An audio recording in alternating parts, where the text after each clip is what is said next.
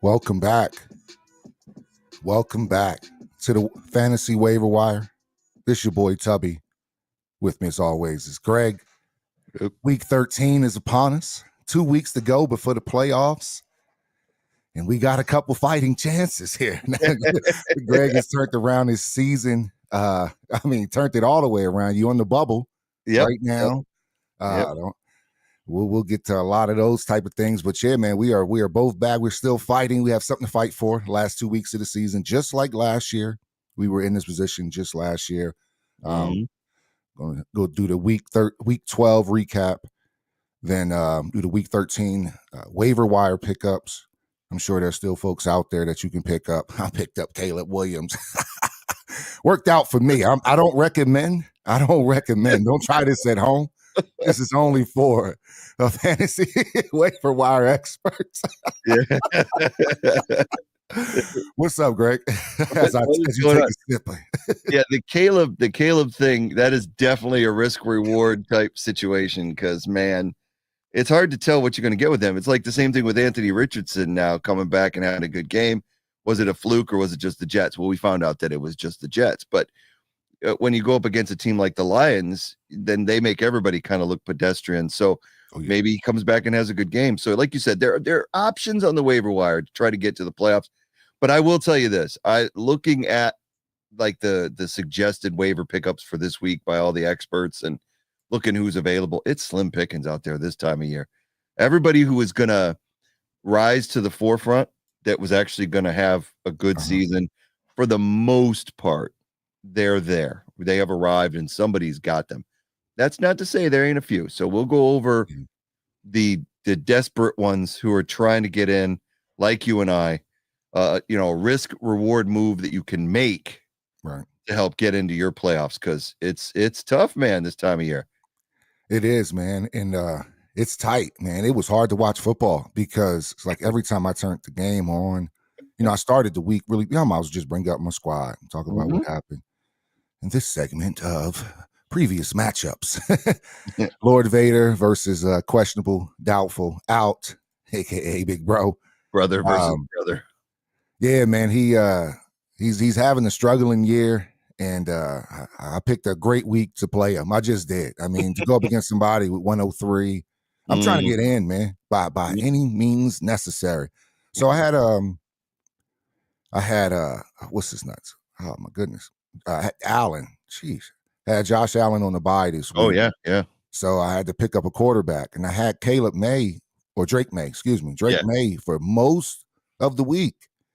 Sitting there with Drake May, and then early one Sunday morning, I was sitting there, doing my morning ritual, if you will, and I was like, I think I'm gonna take a shot here. I said, man, Caleb's sitting right there. I was like, man, he has an okay matchup because Drake May, it was showing that he was going up against the second-ranked defense against quarterbacks. So I'm like, man, there has to be somebody better. It's like, man, Minnesota can really get after it. But I was like, hey, you never know. And then I was looking at Allen for the Niners, who was starting for Purdy. And I'm like, nah, it's way too risky. I don't really know him. And I was like, you know what? I'm going to just roll with Caleb Williams. He hasn't thrown a touchdown pass in 4 weeks. Maybe the trend will change. Just playing the odds. Like, how long can a talented player go before they don't throw a touchdown pass? The odds are you will. Just if you give enough tries. And he had 47 of those tries, as you can see right here, man. And it worked out for me.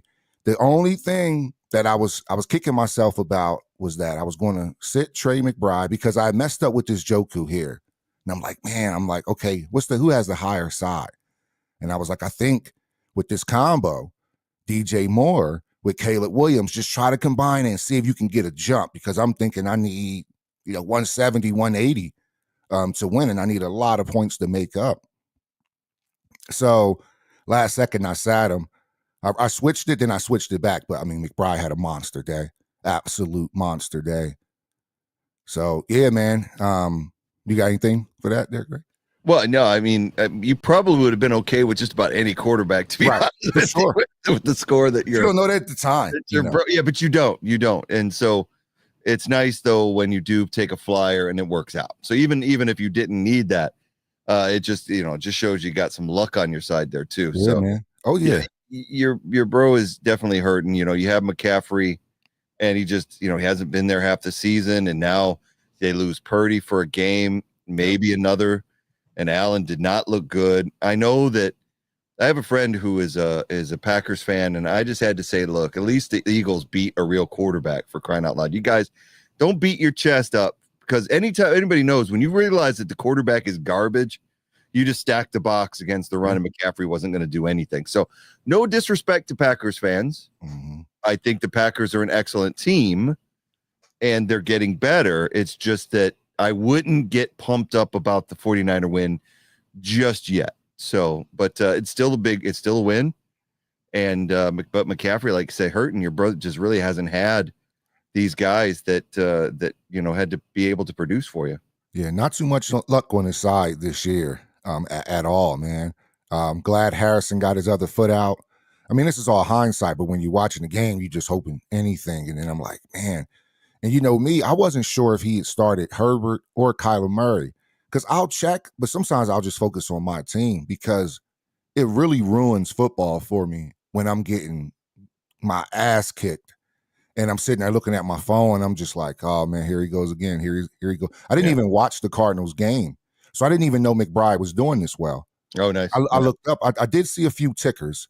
I looked up, in first quarter he had about 3 catches. I said, midway through the second quarter he had about 5. I said, oh, okay, but I didn't know he was going to go. He was like the only one doing anything for. When I watched the score, 6 for 16. When I clicked on it at the end, I was like, because I had DK in that game as well too, and DK just wasn't really doing much. So when I clicked on it, I seen the score before I clicked on the stats.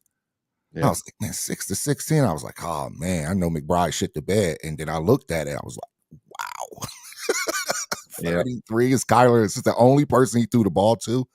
Definitely got lucky there, man. Yeah, pretty much. I mean, it was. I watched some of that game as well. I know you didn't watch it, but I had like the quad box going. There was only 3 afternoon games, but yeah, that was I try to not look at my phone at all. Now, if I know my players, so if I just happen to see one of them do well, I'm like, cool. I don't even want to know who I'm playing against, because then it affects who I'm rooting for, and I don't want that into play. So I'll look at my matchup that morning, but I won't really look at what my opponent's doing. I'll look at what is my best lineup, because we've all been there in fantasy. It's like, especially in the early days of fantasy, you get so addicted to watching everything about the players, but not about the games. Right. And it takes away from the joy of just watching football. And what helps is a buddy of mine, when we go to B-Dubs every Sunday and we watch the first game there. And so we sit there, eat some wings, drink some beer, and it's chill, and we don't look at our phones. And then we go to his house for the second game, and then I come home. And so we, it's chill, with somebody else. Now, if I was home by myself, I'd probably be all up in my phone. I probably would be. That's why I try to put it in another room or something. But yeah, it was a crazy day football wise, because again, and actually lately in fantasy, because it seems like things are starting to shift. Like a lot of the players that were doing well early on in the season have started to fall off a little bit or get injured. Yeah. A lot of the teams that were doing really well at the start of the season, not all, but a bunch of them are starting to fall off and not perform. So, and that's affecting both the fantasy records and the NFL standings. Mm-hmm. So it's crazy. This week was a lot of people that you normally could count on, like a Kyler Murray. I mean, Matthew Berry, who's usually wrong anyway. I think we're more accurate than Matthew Berry is on our predictions than he is. Had Kyler as his number 1 QB going into this week. I mean, really? Okay. It's not. I mean, I would say maybe against Seattle, I would have been all right. Well, maybe he would have been top 8, but number 1. So had I made that trade with your brother, I would have had Kyler Murray, and I probably would have started him. And I would have had 14 points. Yeah. And I wouldn't have had Scary Terry, who didn't do much until the end of the game. And got the bomb, which was huge for me, because the Commanders, the aerial attack just wasn't there against the Cowboys. So it was a stressful day. I mean, once I looked at everything, but I mean, at the end, I had another matchup where my opponent only scored 130. Now, I took a flyer on Stafford, and he had a decent day against the Eagles, especially in garbage time where he had the one touchdown to Cup.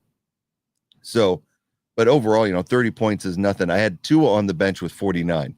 So had I lost by 19, I would have been pissed. But the reason I started Stafford was not seeing the Eagles defense, this Vic Fangio defense, play a good quarterback since they played Baker Mayfield. Like a good quarterback, a quarterback that was accurate. We played some inaccurate quarterbacks, Deshaun Watson and Cooper Rush and Jaden Daniels, who's just getting in there. So we hadn't really played a guy who could zing the ball like Baker. We played Burrow. We played the Bengals with old Burrow as well. True. Yeah. I get your overall point. But he didn't have week in and week out. Weekend and week out. He didn't have T. Higgins. All he really had was Jamar Chase in that game. Right. So we had 3 good receivers and a good quarterback and a good running back. So I figured if I couldn't lose. If Stafford whipped us, then I win. If he doesn't, he'll probably still score enough points for me to win, and the Eagles will win. So that was the flyer I took. I don't, the funny thing is they're playing New Orleans this week. And Tua, I forget who, I think that they're playing New England. And I'm not sure I'm going to start Tua again. I think I might start Stafford against New Orleans. If it's one of those things you got to take into consideration is the matchup. Now, granted, what helped me out, the biggest thing is these players that I've been saying that are decent players, they just haven't put up the points like they should be. They're starting to put up the points. Jahmyr Gibbs, when Montgomery went out, got the lion's share of the carries, unintended, scores 30 points. McLaren gets the deep ball at the end of the game, which was huge. Only had 5 receptions, but he had 100 yards. That was for 70, wasn't it? Yeah, it was unreal. And then 1 TD plus 50, which got me a bonus points. So, and then I had Hawkinson, who was having a decent day, but man, in overtime, he was the entire offense for Minnesota coming down the field to that field goal. And he almost had a touchdown that was taken off, and then he had was down at like the 1 yard line. So Hawkinson had a good day. So these guys that I have are starting to do well. And, Juwan Jennings, even with a bad quarterback, got me 10, Hawkinson 22. Judy's been a godsend for me. Bucky Irving, these guys are now finally playing. So I need this to keep up. I need it to keep, if I'm going to make the playoffs, I need this. I need 200 every week, guys. So last week I was high scorer, this week over 200 again. This is more like it, guys. Minnesota defense, 18 points. So imagine if I had 2 in there, I still wouldn't have got high score. So I wouldn't cry about that. Because Saquon, Saquon, man. I had Saquon in my I was telling the wife, I said, I sacrificed everything so that because remember, I could have picked up Saquon. Yep. Sitting there at the draft, and I'm just like, man, I can't pick up Saquon. I can't pick up Eagles players. I don't have anybody in the division, really. If you look at my roster, I don't have. Right. I was like, whatever. I'll just get Jonathan Taylor and Larry. Boop boop. Got Saquon immediately. And man, if I swap out Taylor for Saquon on this team, y'all would have been in trouble a lot of weeks, man. But he's been absolutely a monster. Yeah. I mean, just look at Saquon's numbers, man. Oh yeah. 57, 39. Little baby 13 because we didn't need him against Dallas. No, and he still played well, but we didn't need him as much. Jacksonville 38 with probably one of the plays of the year with the jump backwards madness. Yeah, man. 17, 31. Really, only bad week was against Cleveland. Yep. At the Tampa Bay game, that's the turning point. Now, granted, he had 40 the week before that in the win over New Orleans, but the Tampa Bay game is after they lost that game. That's when the offensive line went to Nick and said, we got to run the ball more. And, you lose a game. I'd like to see him play Tampa Bay again. And that was his worst game after the bye week, coincidentally. Yeah. So they have this meeting during the bye week. He goes 37, week 1 against Green Bay, 23, 40. I mean, monster weeks, 3 straight weeks. Then the Tampa game, I mean, this is a whole different game. If it's a few plays where Saquon, remember he got the first one early, that long play where Jalen missed them. And that could have been a whole different monster for him. Just that one play right there. But then even after the bye week and they talk, It was his worst week. Yeah. And then against the Giants, that was when he became really different for us. It's like he got that Giants game behind him. Yep. I'm sure that was a big deal. I'm sure he kept looking at it on the calendar, looking at it. Giants. Once he got that Giants game behind him, man, he's been a lethal weapon. Lethal weapon. Yeah. In my opinion, he's been the best player in football right now. In my opinion, it's not even biased because I'm an Eagles fan. He's been the best player in football. No, there's no bias about it when it comes to this. All it takes is a pair of eyes to see and watch that Rams game. Watch the other games. Watch the Washington game. Watch the Giants game. He is what he is, and I'm looking forward to seeing what he does the rest of the season, and just pray that he stays healthy.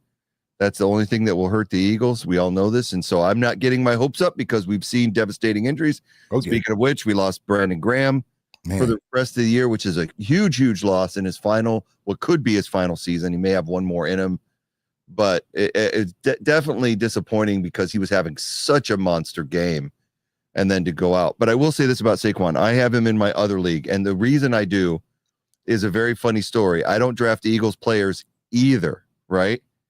But I slept on the draft. I forgot it was starting, and I had the 9th and the 10th and the 11th pick. So I had the 10th pick and then the first pick in the next round.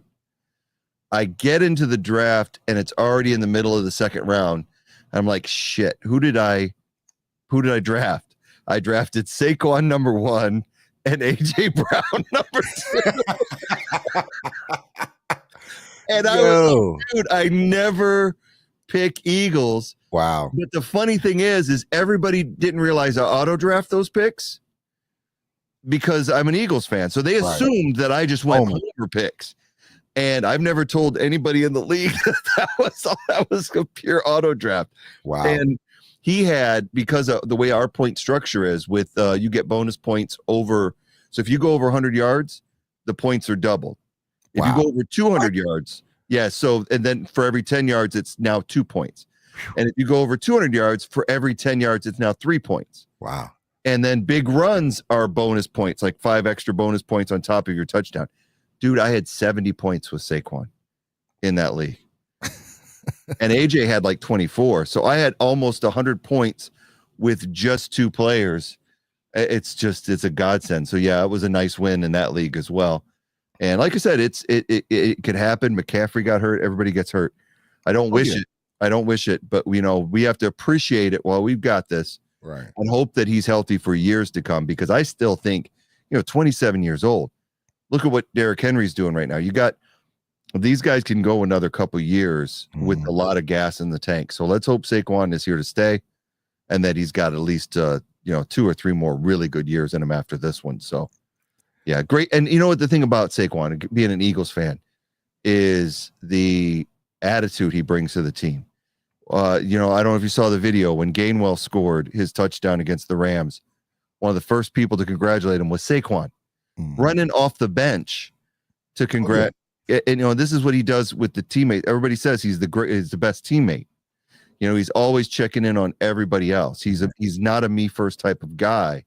Except when he looked up at the scoreboard, he saw he had 167 yards, and he said, guys, I want to break my record for most yards I've ever had in a game. And they were like, we got you. And sure, he not only broke it, man, he obliterated it. Yeah, man, he's now the all-time leading rusher in a single game for the Eagles. Yep. Breaking McCoy's record of 217. He had 304 total. 302? Was it 302 or 304? Something it was over 300. I remember it was 255 and then the 47 plus 52, 12. Yeah. So it was amazing. Incredible game. Yeah, man. I hope he stays healthy as well too, man. I think one thing that goes unnoticed is how we get these players. These players, think about the 2 free agents that we signed. I know we traded for AJ, but AJ went where he wanted to go. At the end of the day, he wanted to come to the Eagles because of the organization and obviously has his best friend there in Jalen. Then you have Saquon. Saquon could have went anywhere he wanted. And the Eagles showed him probably respect immediately. Then he looks at the culture. He understands. He understands exactly what type of room he's going into. He knows who the quarterback is there. He knows who the wide receivers are there. He knows that whole team. He knows who the coach is. The He's offensive line. played against these people. Yep. The O-line. He's played against us. And for him to still come there shows a lot of respect to the Eagles, man. The Eagles organization, for a division rival to just come over there, not even from a bitterness. It's not like what Peters goes to like the Cowboys, even though he was already washed in, but it's just kind of feels spiteful. You know, you just think Saquon just came home. He's a Pennsylvania guy anyway. Just kind of came home. Yep. But it still shows a lot about the Eagles culture in general that a guy like Saquon would come there. And then, yeah, man, I'm sure he saw Swift last year. Oh, yeah. Eaton. I'm sure he's seen Gainwell, Eaton. Everybody who's got behind that line has had a good year. And then look at Miles Sanders now that he's not behind that line. It's just different. Yeah, very different. And let's talk about that line for just a quick second. You know, you were talking about how how we went out and got Saquon, he got Zach Bond, teams that had kind of given up on these guys. The same thing happens on that offensive line outside of the guys we draft. You look at Jordan Mailata, didn't even know how to play football. Jeff Stoutland is our offensive line coach, man. I hope this guy is a vampire. I hope he never dies. Because while we've got him in a Philadelphia organization, he is creating just diamonds out of these guys. Mekhi Becton, who had been given up on by the Jets. The Jets, yeah. Gets under Stoutland. Mailata, who didn't know how to play football, gets under Stoutland, and they're the two of the best left side guys in the league. You know, and then you combine them with everybody else, and it's like if one of those guys goes down, right now our front five is outstanding. You see Dickerson just muscling fools around, Cam Jurgens, Lane Johnson. If one of those guys goes down, we still got great backups. Oh yeah, that can come in and play extremely well. So that's a nice luxury to have. It's all because it all starts with the O-line and D-line, and now with Jalen Carter just really wreaking havoc, getting double teams, opening it up for Sweat. That's why it so sucks that BG went down, because we're going to see more Jalix Hunt. That's for sure. We're going to see what this rookie can do. Yeah. He's going to get more snaps. We may see more of Trotter coming in off the edge. Trotter Jr., who I didn't even think about that. We've not seen a lot of him. So Taron Jackson, they think are going to bring up from the practice squad. He's been good for the Eagles for a while. So, but back to fantasy. So talking about Saquon, what do we think? It doesn't matter because he's a must start, but what do you think his number is going to be against the Ravens, considering that their pass defense is much weaker than their run defense? You know, right now, Saquon has like that Derrick Henry aura. You're just waiting for the breakout run. When Henry won Offensive Player of the Year, you were just waiting for the breakout run. You knew it was going to be a good game. You knew he was going to crush you. You're just waiting for that play. And I think Saquon, you know, with this line, just reading it really well. I think he's, man, I don't know. You know, Baltimore, when they do score, they can score pretty fast. So that means the Eagles may have the ball more than they're used to having it. I could see easily Saquon going for another 20, 25. Really, really, you know, he's getting more involved in the pass game. You know, he had 52 last week, 47 this week, 2 major ones too. So yeah, man, I think for the rest of the season, you know, if he gets under 20, I think he's kind of become that McCaffrey vibe where it's like it must start. It's going to get you around 25. 100%. I think this game against Baltimore is my only one that I fear that he has a potential to get injured after what happened to J.K. Dobbins last night. Their run defense is stout, and they were closing a lot of holes, and then Gus Edwards basically did nothing after J.K. went out. And J.K. was actually somewhat effective, but he was taking some shots. And I look at the rest of the teams on our schedule, and it's like, all right, the rest of the teams, I don't fear their run defense or being able to put a lick on Saquon. So I only can hope that the Eagles see that game film and kind of do more of the pitch outs to Saquon and stop trying to run him in the teeth of the defense, because that's where he's likely to get hurt. If you run him up the middle like they've been doing in some of these games, instead of getting him out in space, that could be a problem. Now against the Rams, they were able to open up the left side of the line and just open gaps over the freaking tackles, which I thought was amazing. The gaps that they were creating for him. So maybe they can do that against Baltimore. I don't know. I think Baltimore is going to be better against the run. So I do worry about that. Hopefully that doesn't come true. But I think also that if they come out this could be one of those games where with knowing your opponent, that it could be a good game for Devontae coming back, good game for AJ, who shined in the Rams game, could be a good day for Goddard. So we'll see how that goes, because it should be a barn burner of a game, and it should be a fantasy point. I don't think it'll be a defensive struggle. I think it's going to be a fun game to watch. 100%, man. And we gotta. It sucks with BG going down, and you got to play Lamar where you need contain. Yes, so many guys overcommit, and you hate to have a rookie out there. And yeah, I don't know what happened to Sweat. I know Sweat got injured, got banged up a little bit. You can't lose Sweat and BG. That's a lot of experience. Yeah, I think that his injury was minor, and they expect him to practice and play this week. It's just with the Thanksgiving holiday, it's all weird. It's going to be a weird week because the Ravens played last night, and then they go back home because they were in LA just like the Eagles were. So they're a mirror image right now. They'll get a day of practice, and then they'll get Thanksgiving, and then probably maybe Friday. And then they got the game on Sunday. So it's kind of a weird dynamic this week. Yeah. So again, if the Eagles lose, I'm not going to cry because again, I'd rather just them lose and come out uninjured than to really go after it and then come out with a couple people down. Because Slay with the concussion, I worry about that as well, because I've been one of Slay's harshest critics this year.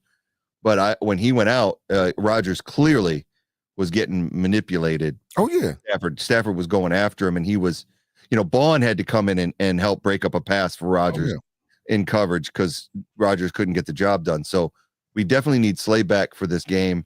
Hopefully the concussion, he clears protocol before Sunday afternoon. But keep your chin up while you're hitting, man. That was I know, terrible tackle.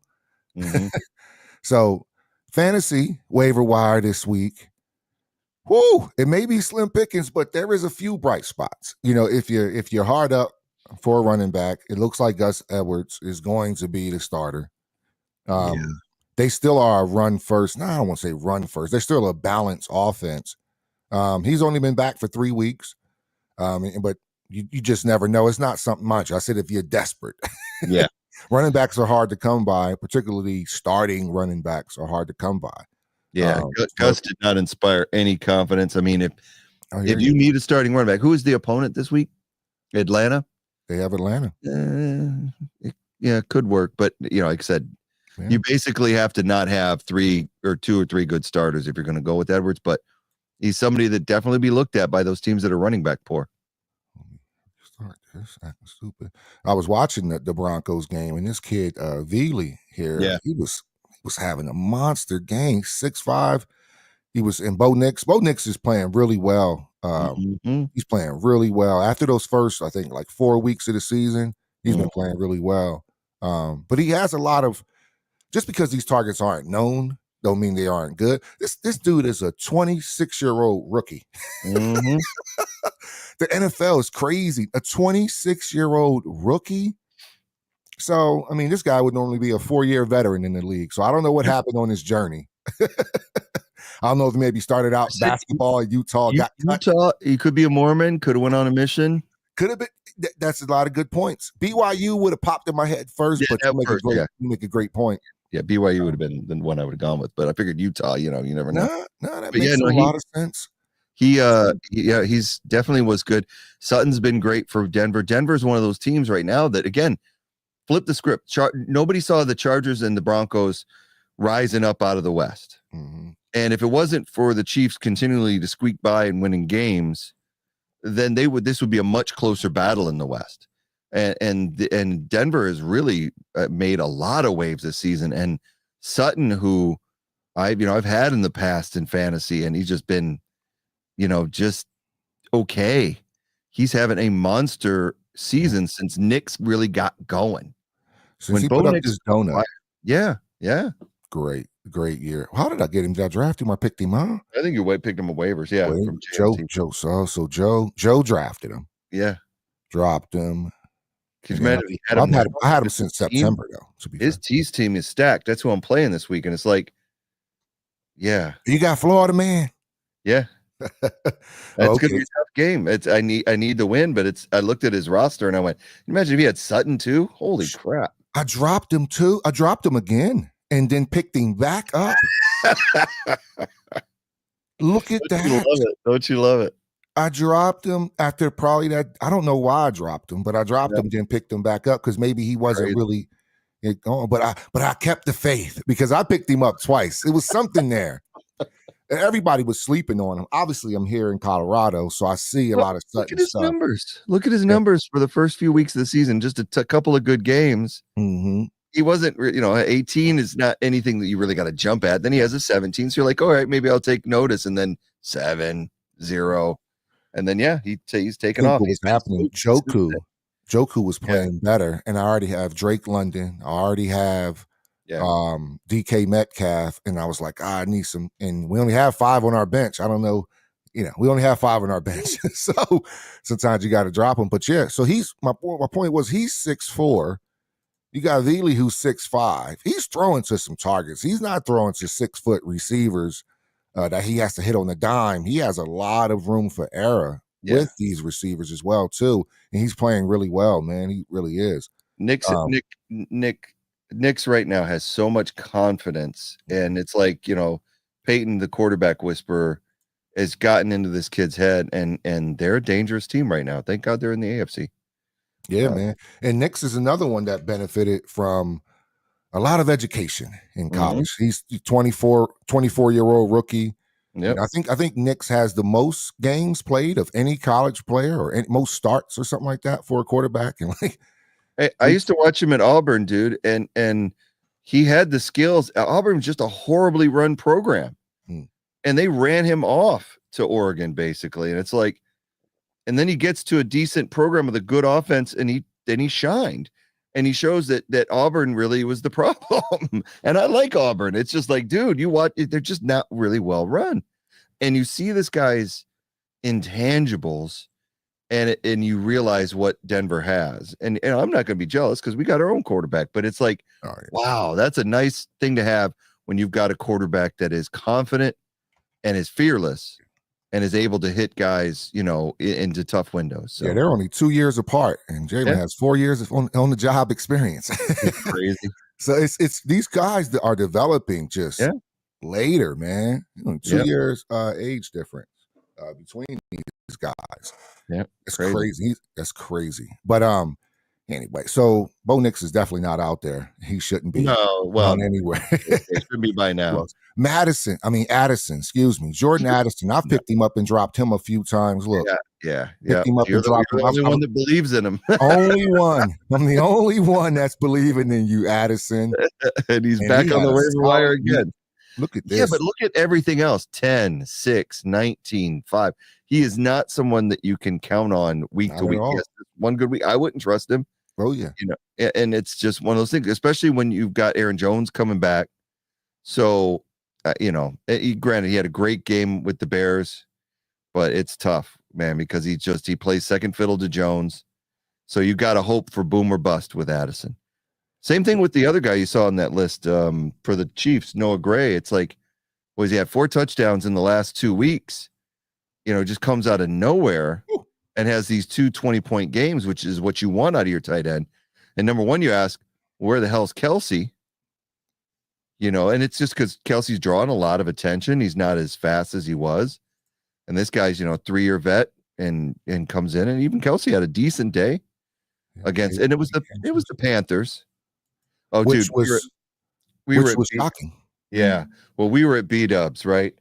And that game started, and there was a couple of Chiefs fans there.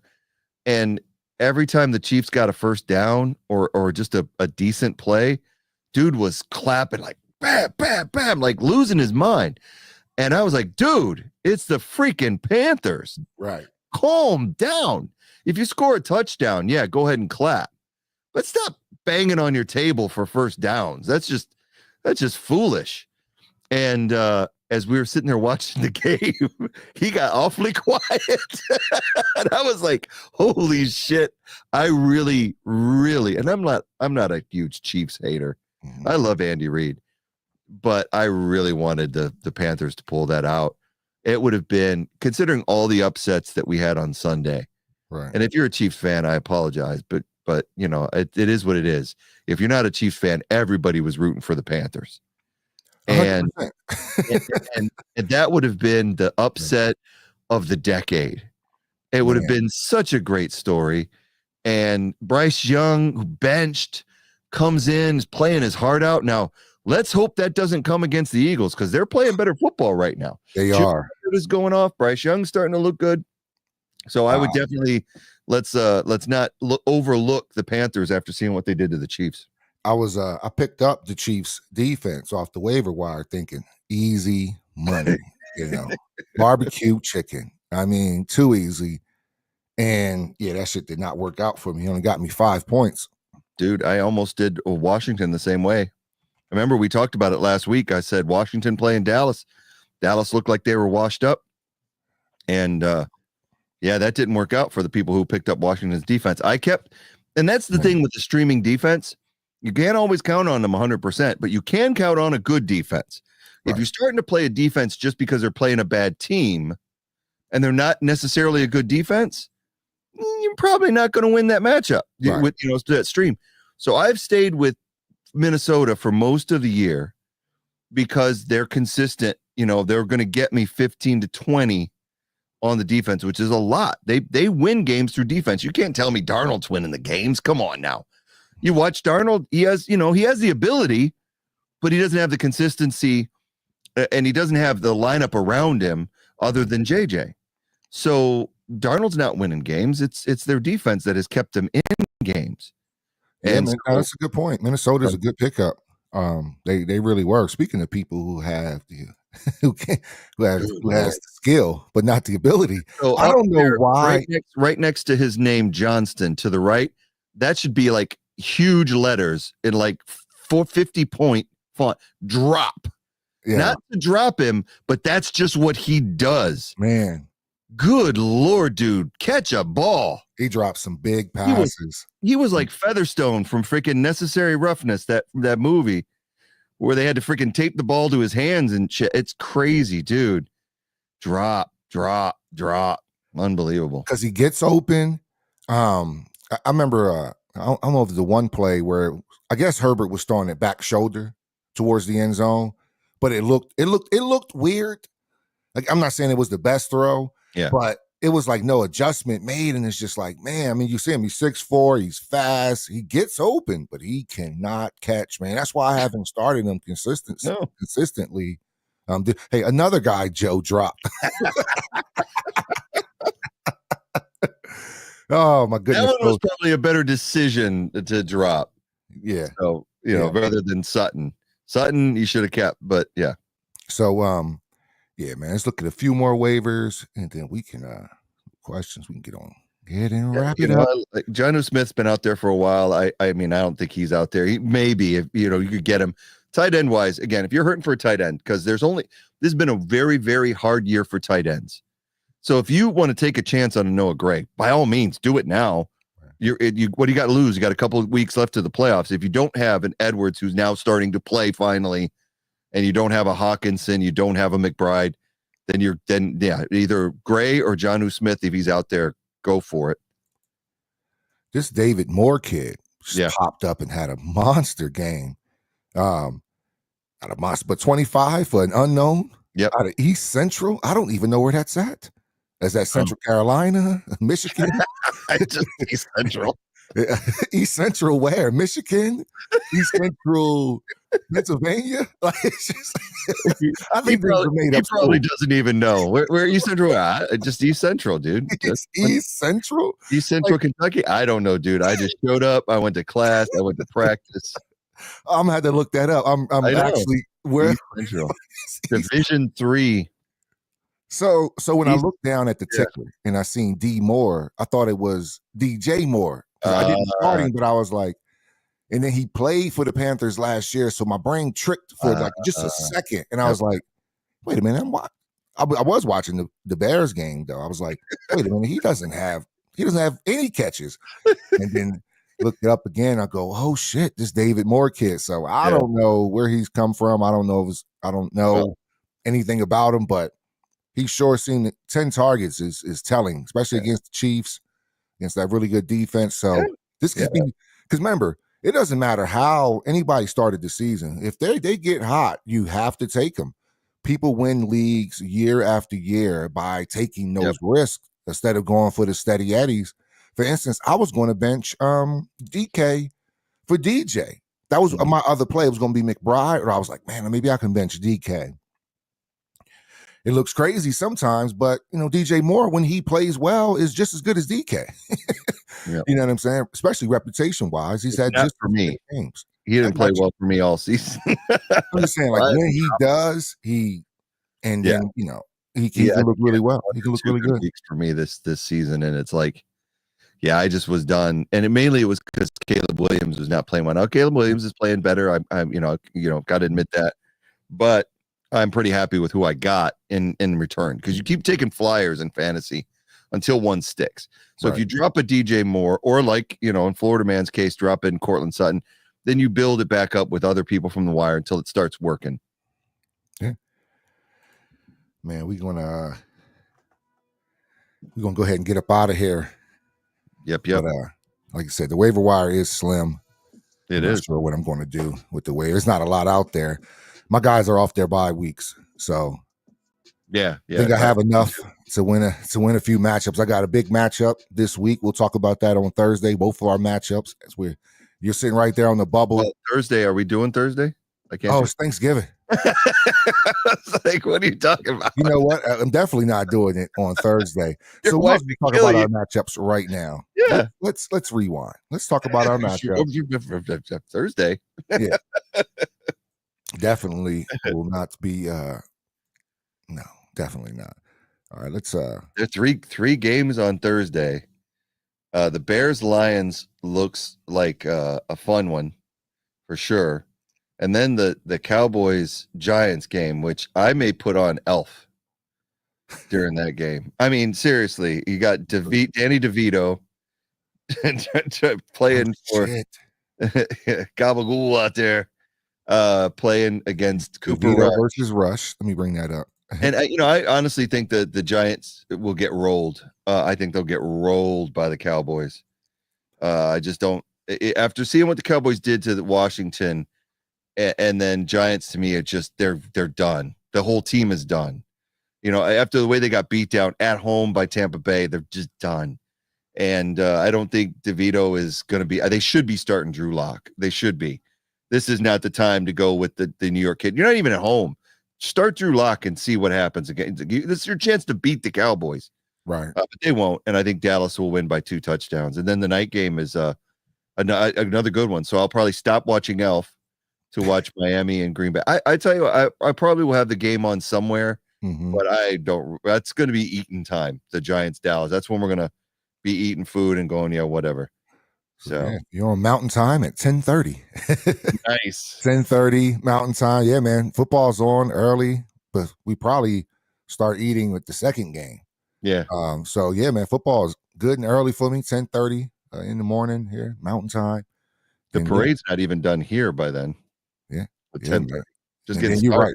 This matchup with the healthy Love, this should be a good one. Yeah, it's good. It should be. That's why I was talking about. I don't know if I'm going to start Tua, because look at that. You got wind. It's going to be in Green Bay. Tua outside of Miami, and Stafford's got New Orleans. Granted it's on the road, but it's in a dome. So I may be going with Stafford again this week as far as that matchup. We'll see. It's hard to bench Tua 2 weeks in a row, but I'm not liking the conditions. I don't know. I'd love to see Miami win that game, but we'll see. Yeah, then you got Black Friday with the silver and black, who have no quarterback because they're always on their back. Gardner Minshew out. Desmond Ridder looks just as bad. And who do they bring in? O'Connell. O'Connell. O'Connell. It looks like is O'Connell starting? O'Connell starting Black Friday. Good Lord. That's a carousel. They said that they had Matson and White out as well, too. And then Abdullah had a good game. Look at this. 20 peaks out of nowhere. My bad. That'd be interesting. Yeah, Connell they said that the Raiders might have interest in Daniel Jones. He's better than anybody that's on the Raiders roster, for certain, but he couldn't come in and play on freaking Friday. So it's got to be one of these guys. So as bad as Kansas City, I think he could. I think if there's anybody on that staff, I think if there's anyone on that staff that has worked with Daniel Jones before, I think they can pull him to the side and do some similarities, and they will still be better than O'Connell. Now, it could be, hey, Thanksgiving, weird, Black Friday, weird things could happen, but this should be bad as the Mahomes has been playing. They're coming off a game where they got a super scare against the Panthers, and I think that they're just, again, it's going to be a roll. It's going to be if you really want to watch it, enjoy. I think there's some college on this weekend. I'm going to check that out. But yeah, I got you got here. So let's look at you. I got Florida Man. That was this past week. Oh, this is past week. Let me bring up the next week. 13. Yeah, it doesn't look good for the kid. I'll tell you that much. Let's go. 5-7. I need a win, and got Mahomes going against the Raiders, dude. He's going to score 80 points, for crying out loud. Then I got Derrick Henry against the Eagles. The Eagles, one of the things, they gave up a ton of running plays to Kyron. Crazy. And then they just got away from the run. I don't know why. I love when teams do it. You're running really well on the Eagles, but let Stafford throw a bunch of passes into traffic. Okay, cool. Connor's got Minnesota. That could be decent. Again, Lamb's got the Giants, who suck. Higgins against. So yeah, I'm in matchup hell. That's why I may go with Stafford. He's projected for 40. I need Gibbs to have a good day against Chicago. Brees is back from his bye, so he had 30 the last time out. Scary Terry's got Tennessee. Not too bad on matchup wise. Jawan Jennings, I got to leave in there because there's no one else. If Purdy's back, he's been just lights out. If Allen, he's still got 10 points with Allen in there because he's reliable. Right. Hawkinson against Arizona, Judy against Denver. So I like my lineup. It's just that his is so much better. Brock Bowers is just killing it right now. Cook is killing it. They're going up against San Francisco defense, but they're at home and it's going to be cold. Chase Brown has been good. Yeah, it's a tough.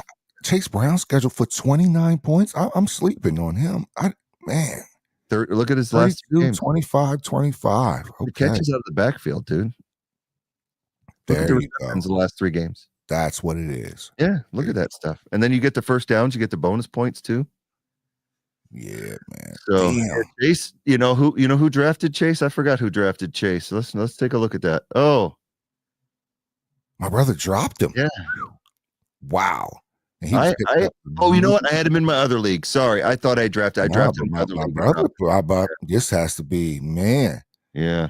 I don't know how much. I wonder why. Let's see. So you look at early in the league. Look at I dropped him early in the league. You go back to the beginning.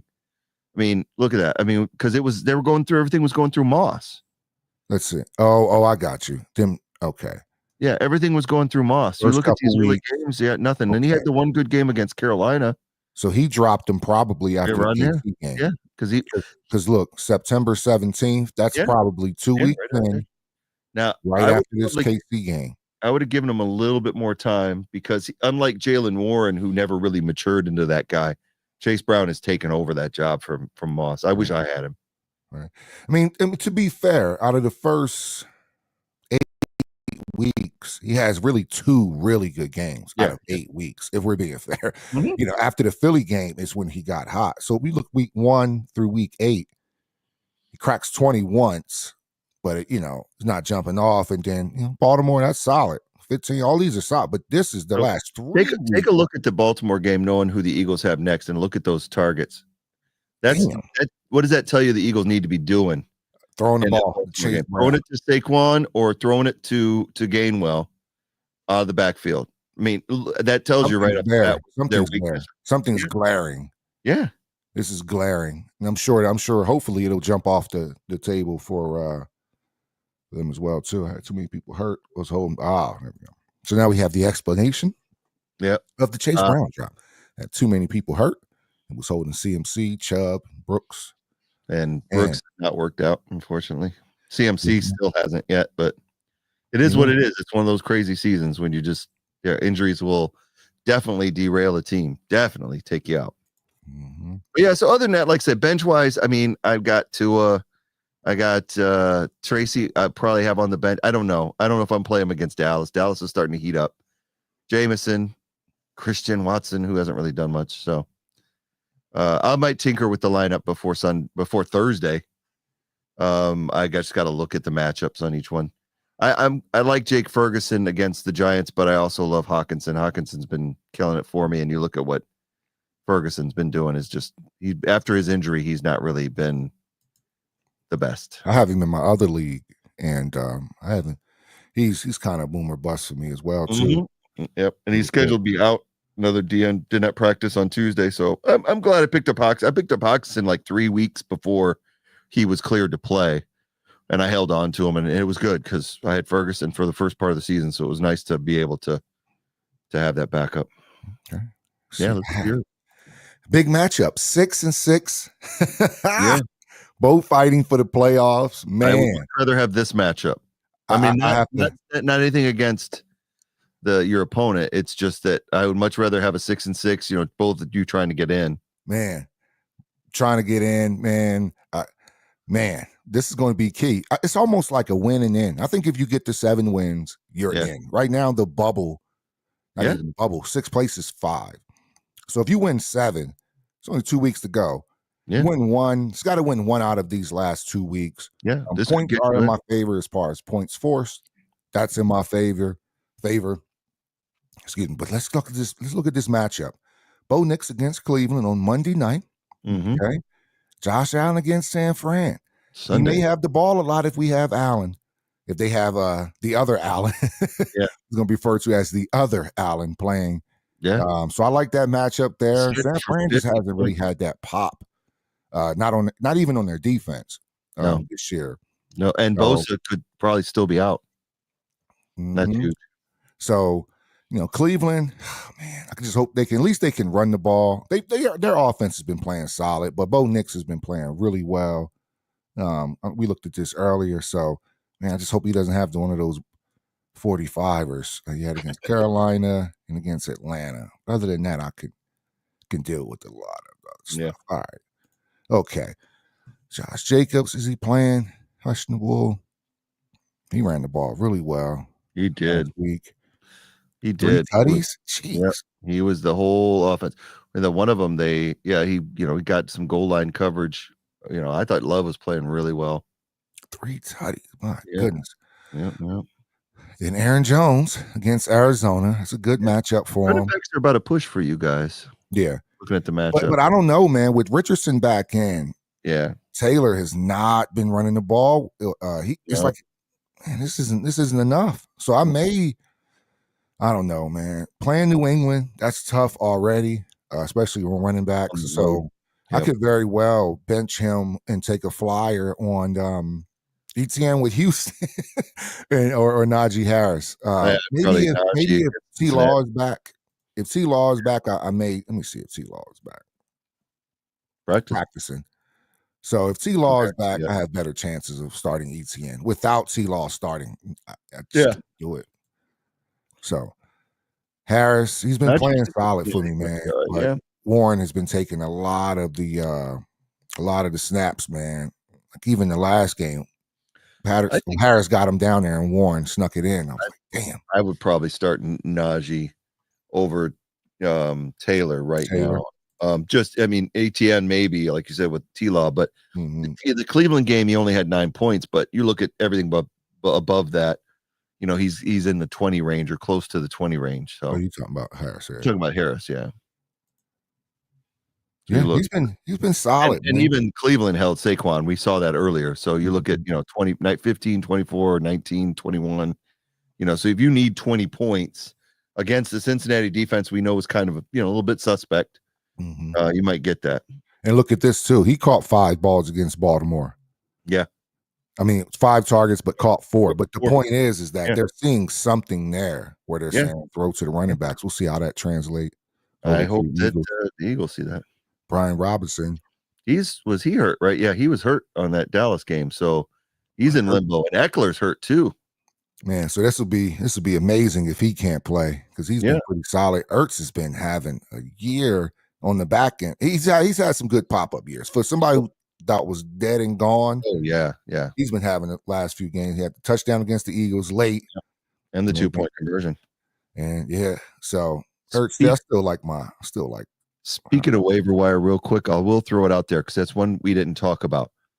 With Robinson banged up and Eckler pretty much banged up as well, Jeremy McNichols is slated to be the starter if those guys can't go. I don't know if he's on there he is.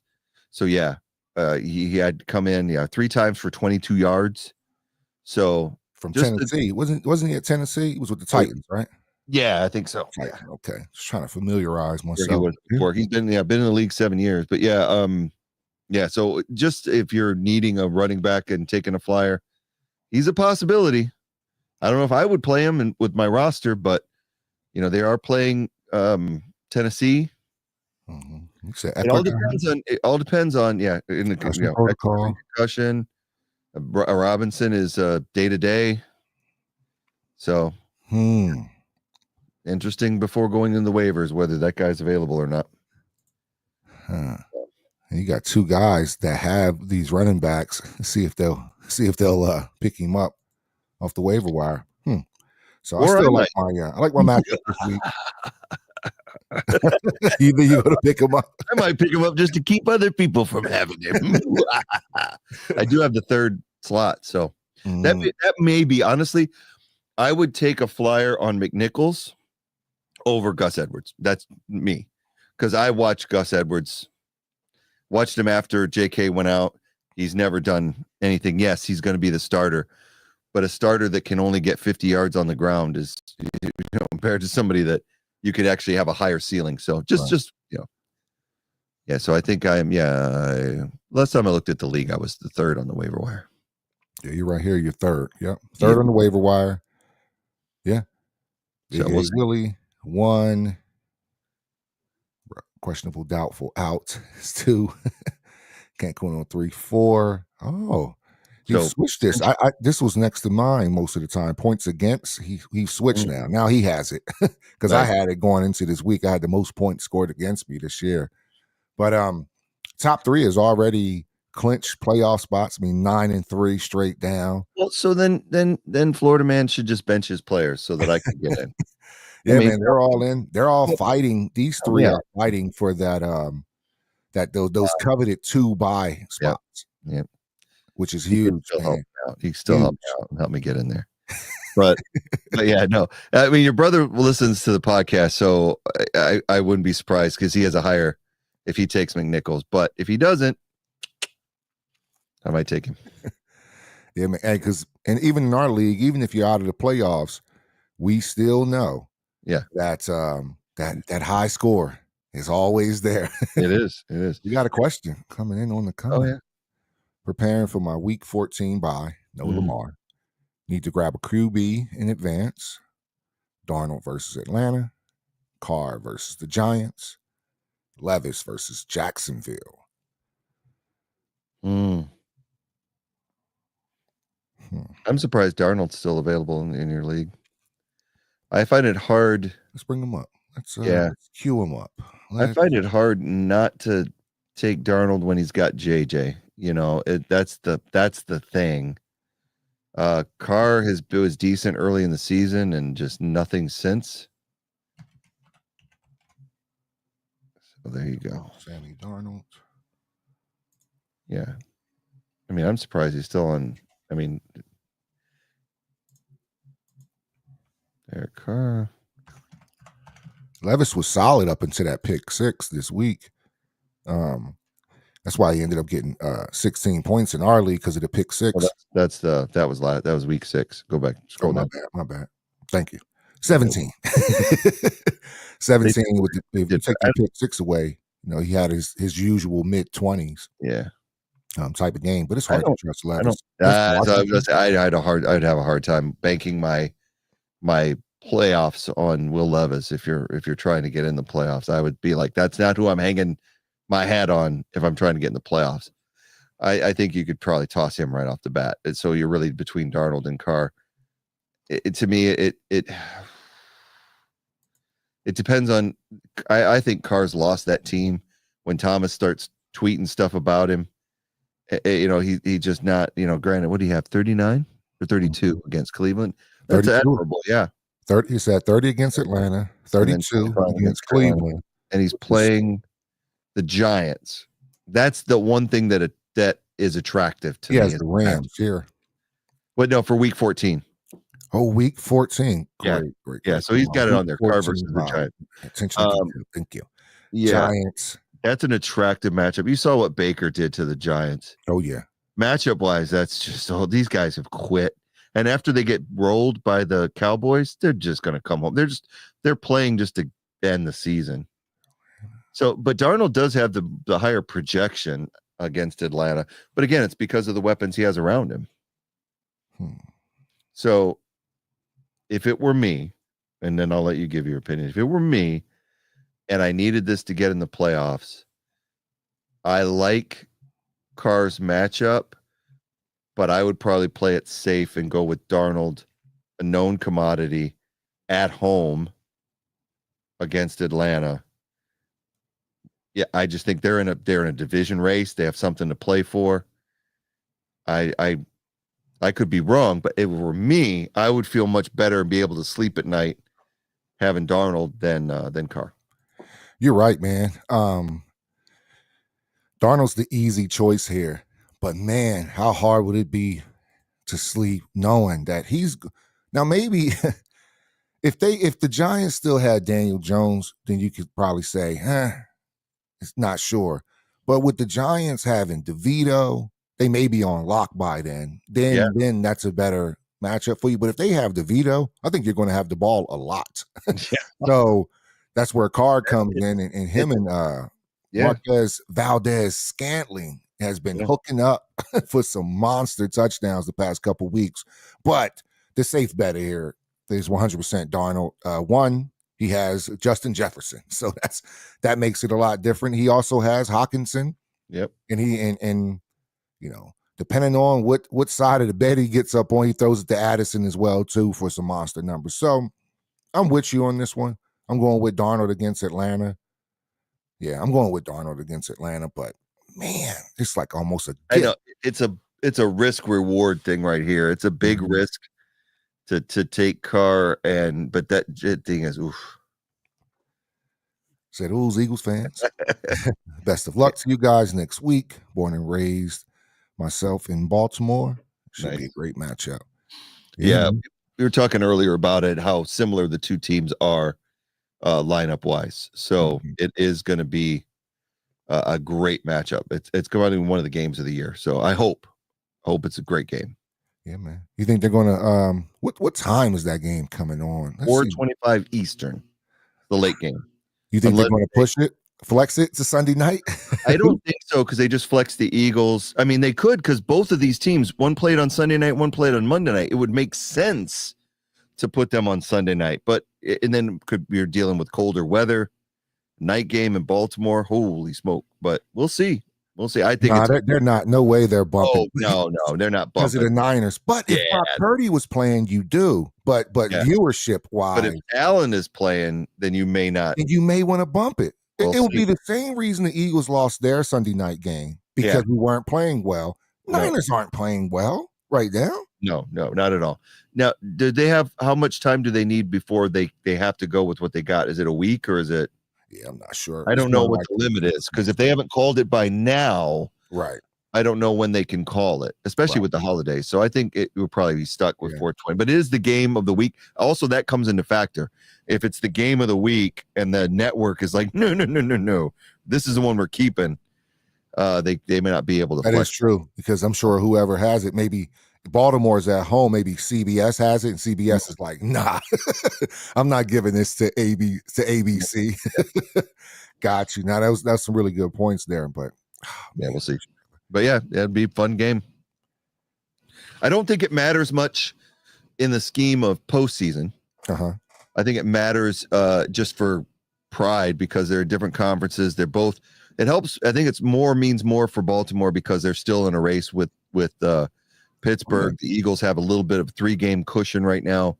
So I mean, with the holidays and everything, it'd just be interesting to see which team comes out more intense. Yeah, man. The best point there is that, Eagles having that 3-point cushion. Hopefully they don't go to sleep. I was hoping that they came into the Rams game fired up, because once Washington lost, I was like, we just went from tied to boom. Yep.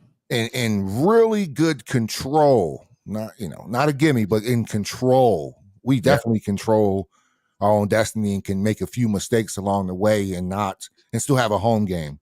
Yep. To start the playoffs, which is huge, man. But yeah, man. Happy Thanksgiving to everybody. You have anything before we get out of here? Yeah, same thing. Happy Thanksgiving. We won't be on Thursday. We did everything tonight, but happy Thanksgiving to all yours and your family. Tubby, to your wife and kids, known them since they were born. Yeah. And want you guys to have a great holidays. We're having something here with the family too, and just going to enjoy a weekend of football and not doing anything. I got to work tomorrow, and then I'm done. Yeah. Done. Hey, man. Same here, man. Happy Thanksgiving to you and the fam, man. Hope y'all have a nice one, man. Enjoy this football. Yeah, man. We're just going to be here at the house, man, making something small. We had a little Friendsgiving last week. Got up with Larry and them. And then we're just going to kind of chill out, man. We're just going to try to chill out, watch some football, be thankful. Be thankful.